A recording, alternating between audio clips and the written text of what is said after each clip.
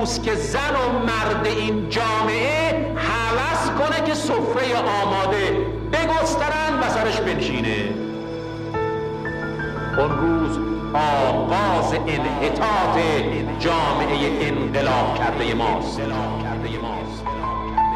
یک انسان معتقد، مؤمن، مخلص، صادق، جدی در کار، اونچه میگفت معتقد بود و به اونچه معتقد بود در عمل ملتزم بود. خطر را هم میشناخت، میدانست میدان مین است. هر آنی، هر ساعتی بیم از دست دادن جان هست، لکن در این حال بی‌محابا با نگاه به هدف در این راه پیش میرفت و نمی هراسید.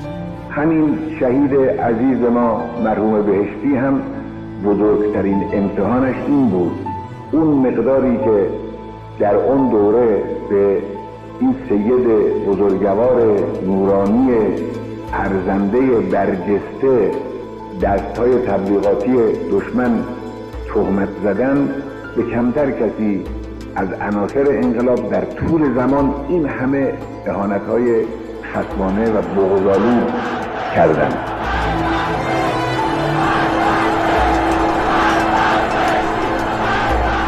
شهید بهشتی حقیقتاً مثل یک سنگ آسیای گرانی بود که با گردش خود 10 کار را انجام میداد، تولید انرژی میکرد، کار را مینداخت، پیش میرفت، فکر تولید میکرد.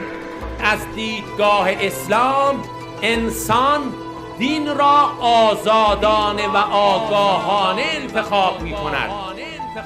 این اون چیزی بود که بسیاری از مخالفت‌ها را علیه شهید بهشتی و علیه قوه قضاییه در اون روز سازماندهی میکرد.